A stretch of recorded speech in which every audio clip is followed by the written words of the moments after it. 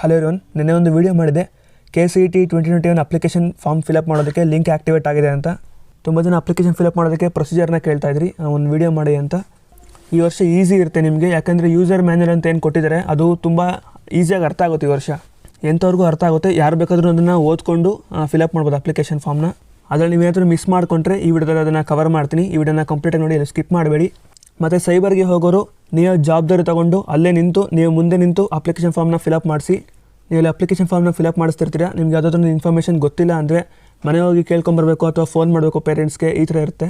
ನೀವು ಫೋನ್ ಮಾಡಿ ಕೇಳೋರಿಗೆ ಅವ್ರು ವೆಯ್ಟ್ ಮಾಡೋದಕ್ಕೆ ಪೇಷನ್ಸ್ ಇರೋದಿಲ್ಲ. ಆಗ ಅವ್ರೇನು ಹೇಳ್ತಾರೆ ಅಂದರೆ, ಯಾವುದೋ ಒಂದು ಫಿಲಪ್ ಮಾಡಿರ್ತೀನಿ, ಎಡಿಟಿಂಗ್ಗೆ ಹೇಗೂ ಬಿಡ್ತಾರಲ್ಲ ಅವಾಗ ಬಂದು ಎಡಿಟ್ ಮಾಡಿಸ್ಕೊ ಅಂತ ಹೇಳ್ತಾರೆ. ಎಡಿಟಿಂಗ್ ಬಿಟ್ಟಾಗ ನೀವು ಮರ್ತೋಗ್ತೀರಾ ಅಥವಾ ನೀವು ಆನ್ಲೈನಲ್ಲಿ ಇರೋದಿಲ್ಲ, ನೀವು ಎಡಿಟಿಂಗ್ ಬಿಟ್ಟು ನಿಮ್ಗೆ ಗೊತ್ತಾಗೋದಿಲ್ಲ, ಅಥವಾ Kcet ಎಕ್ಸಾಮ್ಗೆ ಪ್ರಿಪೇರ್ ಆಗ್ತಿರ್ತೀರ, ಆವಾಗ ಆ ಆಪರ್ಚುನಿಟಿ ಕೂಡ ಮಿಸ್ ಮಾಡ್ಕೊತೀರ ನೀವು. ಅದಕ್ಕೆ ನೀವೇ ಆದಷ್ಟು ಮನೇಲಿ ಕುಂತ್ಕೊಂಡು ಮೊಬೈಲ್ ಅಥವಾ ಲ್ಯಾಪ್ಟಾಪ್ನಲ್ಲಿ ಫಿಲಪ್ ಮಾಡ್ಬೋದು. ನೀವೇ ಪ್ರೋಸೆಸ್ ಸಿಂಪಲ್ ಇರುತ್ತೆ ಅಷ್ಟೇ, ಮಿಸ್ಟೇಕ್ ಮಿಸ್ಟೇಕ್ ಮಾಡಿದ್ರು ಎಡಿಟಿಂಗ್ಗೆ ಬಿಟ್ಟಾಗ ಆ ಆಪರ್ಚುನಿಟಿನೇ ಮಿಸ್ ಮಾಡ್ಕೋಬಾರ್ದು. ತುಂಬ ಜನ ಮಾಡ್ಕೊಂಡಿದ್ರೆ ಹೋದ ವರ್ಷ ಹೋದ ವರ್ಷ ಎಲ್ಲ. ಮೊದಲು KE ಅಫಿಷಿಯಲ್ ವೆಬ್ಸೈಟ್ಗೆ ಹೋಗಬೇಕು, ke.kar.nac.in. ಈ ವೆಬ್ಸೈಟ್ಗೆ ಹೋಗಿದ ತಕ್ಷಣ ಟಾಪ್ ರೈಟ್ ಕಾರ್ನರಲ್ಲಿ ನಿಮ್ಮ ಪ್ರಿಫರ್ಡ್ ಲ್ಯಾಂಗ್ವೇಜನ್ನು ಚೂಸ್ ಮಾಡಿ. ಫ್ಲ್ಯಾಶ್ ನ್ಯೂಸ್ನಲ್ಲಿ ಮೊದಲನೇ link UGCET 2021 online application form ಅಂತ ಇದೆ, ಅದ್ರ ಮೇಲೆ ಕ್ಲಿಕ್ ಮಾಡಿ. ಅಪ್ಲಿಕೇಶನ್ ಫಾರ್ಮ್ನ ಫಿಲಪ್ ಮಾಡೋದಕ್ಕೆ ಮುಂಚೆ ನೀವು ರಿಜಿಸ್ಟರ್ ಆಗಬೇಕು. ನೀವೇನಾದರೂ ಆಲ್ರೆಡಿ ರಿಜಿಸ್ಟರ್ ಆಗಿದ್ದೀರಾ ಅಂದರೆ ಲಾಗಿನ್ ಆಗಬೇಕು. ನೀವಿನ್ನೂ ರಿಜಿಸ್ಟರ್ ಆಗಿಲ್ಲ ಅಂದರೆ ಕೆಳಗಡೆ ಹೊಸ ಬಳಕೆದಾರ ಮತ್ತು ನ್ಯೂ ಯೂಸರ್ ಅಂತ ಇದೆ, ಅದರ ಮೇಲೆ ಕ್ಲಿಕ್ ಮಾಡಿ. ಅದರಲ್ಲಿ ಸಿಟಿಸನ್ಶಿಪ್ ಆಫ್ ಸ್ಟೂಡೆಂಟ್ ಅದನ್ನು ಫಿಲ್ ಮಾಡಿ, ಇಂಡಿಯನ್ ಅಂತ ಕೊಡಿ. ಆಮೇಲೆ ನೀವು ಕರ್ನಾಟಕ ಸೆಕೆಂಡ್ PUC ಅಥವಾ CBSE ಅಥವಾ CISE 12 ಸ್ಟೂಡೆಂಟಾ ಅಂತ ಕೇಳ್ತಾರೆ, ಎಸ್ ಅಂತ ಹಾಕಿ. ಮತ್ತು ನಿಮಗೆ ಕಾಲೇಜಿಂದ ಸ್ಟೂಡೆಂಟ್ ನಂಬರನ್ನು ಕೊಟ್ಟಿರ್ತಾರೆ, 13 ಡಿಜಿಟ್ದು. 2020 ಸ್ಟಾರ್ಟ್ ಆಗುತ್ತೆ, ಈ ವರ್ಷದವರೆಗೆ 2020 ಸ್ಟಾರ್ಟ್ ಆಗುತ್ತೆ. ಅಡ್ಮಿಟ್ ಕಾರ್ಡ್ ಕೊಟ್ಟಿದ್ರೆ ಅದರಲ್ಲಿ ಇರುತ್ತೆ, ಇಲ್ಲ ಅಂದರೆ ನಿಮ್ಮ ಕಾಲೇಜಲ್ಲಿ ಹೋಗಿ ಕೇಳಿ ಕೊಡ್ತಾರೆ. ಈ ಮೂರನ್ನ ಫಿಲಪ್ ಮಾಡಿದ್ಮೇಲೆ ಕೆಳಗಡೆ ಸಬ್ಮಿಟ್ ಬಟನನ್ನು ಕ್ಲಿಕ್ ಮಾಡಿ. ಮತ್ತು ನೀವು ಸ್ಟೂಡೆಂಟ್ ನಂಬರ್ ಕೊಟ್ಟಿರೋ ಕಾರಣ ಅದೇ ಆಟೋಮೆಟಿಕಲಿ ಫಿಲಪ್ ಮಾಡ್ಕೊಂಡಿರುತ್ತೆ. Name of the candidate, father name, mother name ಎಲ್ಲ ಆಟೋಮೆಟಿಕಲಿ ಫಿಲಪ್ ಆಗಿರುತ್ತೆ. ನೀವು ಕರೆಕ್ಟಾಗಿದೆಯಾ ಅಂತ ವೆರಿಫೈ ಮಾಡ್ಕೋಬೇಕಷ್ಟೇ. ಅದಾದಮೇಲೆ ಡೇಟ್ ಆಫ್ ಬರ್ತನ್ನ ಕರೆಕ್ಟಾಗಿ ಕೊಡಿ. ಅದು ಯಾವ ಫಾರ್ಮೆಟಲ್ಲಿದೆ ಅಂತ ಕರೆಕ್ಟಾಗಿ ನೋಡ್ಕೊಳ್ಳಿ. ಫಸ್ಟು ಡೇಟು, ಆಮೇಲೆ ಮಂತು, ಆಮೇಲೆ ಇಯರು. ಇಷ್ಟಾದಮೇಲೆ ವರ್ಕಿಂಗ್ ಮೊಬೈಲ್ ನಂಬರ್ನ ಕೊಡಬೇಕು. ಕ್ಯಾಂಡಿಡೇಟ್ ಆಗಿರ್ಬೋದು ಅಥವಾ ಪೇರೆಂಟ್ಸ್ದೇ ಆಗಿರ್ಬೋದು, ಅದನ್ನು ಕೊಡಬೇಕು.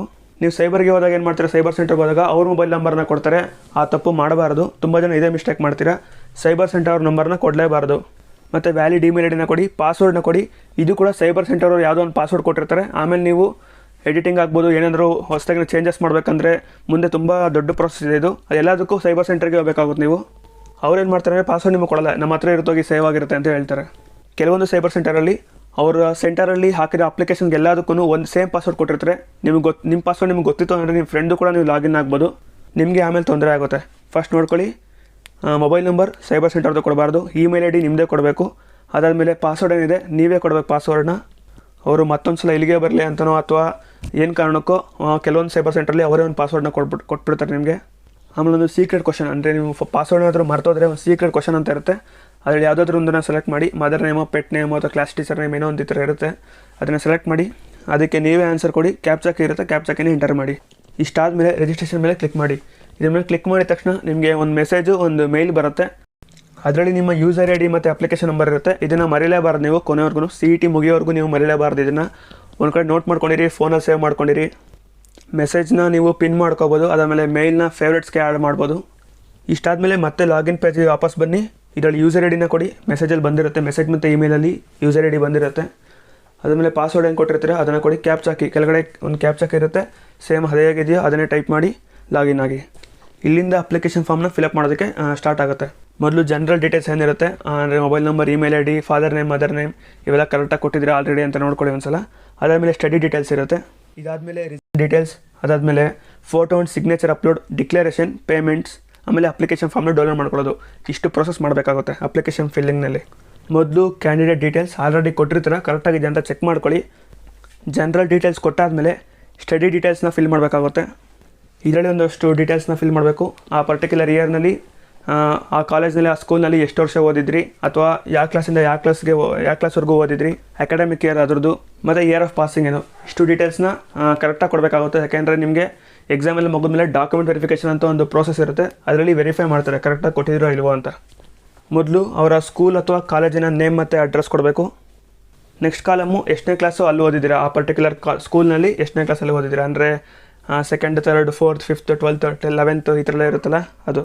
ನೆಕ್ಸ್ಟ್ 3 ಕಾಲಮ್ಸು ಆ ಕಾಲೇಜ್ನಲ್ಲಿ ಅಥವಾ ಆ ಸ್ಕೂಲ್ನಲ್ಲಿ ಯಾವ ಇಯರಿಂದ ಯಾವ ಇಯರ್ವರೆಗೂ ಓದಿದ್ದೀರಾ, ಆಮೇಲೆ ಇಯರ್ ಆಫ್ ಪಾಸಿಂಗು ಯಾವ ವರ್ಷದಲ್ಲಿ ನೀವು ಪಾಸ್ ಆಗಿದ್ದೀರಾ, ಇಷ್ಟು ಇನ್ಫಾರ್ಮೇಷನ್ ಕೊಡಬೇಕು ನೆಕ್ಸ್ಟ್ 3 ಕಾಲಮ್ನಲ್ಲಿ. ಮತ್ತು ಆಲ್ರೆಡಿ ಎಂಟರ್ ಮಾಡಿರೋ ಡೀಟೇಲ್ಸ್ ಏನಾದರೂ ಮಿಸ್ಟೇಕ್ ಇತ್ತು ಅಂದರೆ ಆ ಡೀಟೇಲ್ಸ್ನಲ್ಲಿ ಪಕ್ಕದಲ್ಲಿ ಎಡಿಟ್ ಕಾಲಮ್ ಇದೆ, ಅದನ್ನು ಯೂಸ್ ಮಾಡ್ಕೊಂಡು ನೀವು ಎಡಿಟ್ ಮಾಡ್ಕೋಬೋದು. ಎಲ್ಲ ಎಂಟರ್ ಮಾಡಾದ್ಮೇಲೆ ತಪ್ಪಿದ್ರೆ ಎಡಿಟ್ ಮಾಡಾದ್ಮೇಲೆ ಸೇವ್ ಬಟನ್ ಇರುತ್ತೆ, ಸೇವ್ ಬಟನ್ ಮೇಲೆ ಕ್ಲಿಕ್ ಮಾಡಿ. ಅದ್ರಲ್ಲಿ ಫುಲ್ ಮಿಸ್ಟೇಕ್ ಇದೆ ಫಸ್ಟಿಂದ ಫಿಲ್ ಮಾಡಬೇಕು ಅಂದಾಗ ಒಂದು ಕಾಲಮ್ ಇದೆ ಡಿಲೀಟ್ ಮಾಡ್ಬೋದು, ಆ ರೋ ಪೂರ್ತಿ ನೀವು ಡಿಲೀಟ್ ಮಾಡ್ಬೋದು. ಇಷ್ಟಾದಮೇಲೆ ಸೇವ್ ಆ್ಯಂಡ್ ನೆಕ್ಸ್ಟ್ನ ಕೊಡಿ. Next photo and signature form. ಇದರಲ್ಲೇನಿಲ್ಲ, ನಿಮ್ಮ ಫೋಟೋ, ಅದಾದಮೇಲೆ ನಿಮ್ಮ ಸಿಗ್ನೇಚರು, ಆಮೇಲೆ ನಿಮ್ಮ ತಮ್ಮ ಇಂಪ್ರೆಷನ್ನು, ಇಷ್ಟನ್ನು ನೀವು ಒಂದು ಫೋಟೋ ಹೊಡ್ಕೋಬೇಕು ನೀಟಾಗಿ. ಸ್ಕ್ಯಾನರ್ ಇದ್ದರೆ ಸ್ಕ್ಯಾನ್ ಮಾಡಿಸ್ಕೋಬೋದು, ಅಥವಾ ಇದಕ್ಕೋಸ್ಕರ ನೀವು ಸೈಬರ್ಗೆ ಹೋಗಿ ಅದನ್ನು ಪಿ ಡಿ ಎಫ್ ಫಾರ್ಮ್ಯಾಟಲ್ಲೋ ಅಥವಾ PNG ಫಾರ್ಮ್ಯಾಟಲ್ಲೋ ನೀವು ಸೇವ್ ಮಾಡಿಸ್ಕೊಂಬರ್ಬೋದು. ಈಗ ನಿಮ್ಮ ಫೋಟೋ, ನಿಮ್ಮ ಸಿಗ್ನೇಚರ್, ನಿಮ್ಮ ತಮ್ಮ ಇಂಪ್ರೆಷನ್ ಎಲ್ಲ ಅಪ್ಲೋಡ್ ಮಾಡಾದಮೇಲೆ ಅಲ್ಲಿ ನೆಕ್ಸ್ಟ್ ಬಟನ್ ಮೇಲೆ ಕ್ಲಿಕ್ ಮಾಡಿ. ಇಷ್ಟು ಪ್ರೊಸೆಸ್ ಮುಗಿಯುತ್ತೆ. ಇದಾದಮೇಲೆ ಡಿಕ್ಲರೇಷನ್ ಫಾರ್ಮ್ ಬರುತ್ತೆ. ಡಿಕ್ಲರೇಷನ್ ಫಾರ್ಮ್ನ ಒಂದು ಸಲ ಓದಿ ನೀವು ಇಷ್ಟೊತ್ತು ಫಿಲಪ್ ಮಾಡಿರೋದು ಎಲ್ಲ ಕರೆಕ್ಟಾಗಿದೆ ಅಂತ ವೆರಿಫೈ ಮಾಡ್ಕೊಳ್ಳಿ. ವೆರಿಫೈ ಮಾಡಾದಮೇಲೆ ಅಲ್ಲಿ ಚೆಕ್ ಬಾಕ್ಸ್ ಇರುತ್ತೆ, ಚೆಕ್ ಬಾಕ್ಸ್ನ ಟಿಕ್ ಮಾಡಿ. ನೀವೇನಾದರೂ ಎಡಿಟ್ ಮಾಡಬೇಕು ಅಂದರೆ ಡಿಕ್ಲರೇಷನ್ ಮಾಡೋಕ್ಕಿಂತ ಮುಂಚೆನೇ ಎಡಿಟ್ ಮಾಡಿಬಿಡಿ. ಒಂದು ಸಲ ವೆರಿಫೈ ಮಾಡಿಬಿಟ್ಟು ಡಿಕ್ಲರೇಷನ್ ಚೆಕ್ ಬಾಕ್ಸ್ ಎಲ್ಲ ಟಿಕ್ ಮಾಡಾದಮೇಲೆ ಸಬ್ಮಿಟ್ ಬಟನ್ ಮೇಲೆ ಕ್ಲಿಕ್ ಮಾಡಿ. ಡಿಕ್ಲರೇಷನ್ ಫಾರ್ಮ್ ಮುಗಿದಾದ್ಮೇಲೆ ಪೇಮೆಂಟ್ ಮಾಡಬೇಕು. ಫೀಸ್ ಎಷ್ಟು ಅಂತೆಲ್ಲ ಹೇಳಿದ್ದೀನಿ ಆಲ್ರೆಡಿ.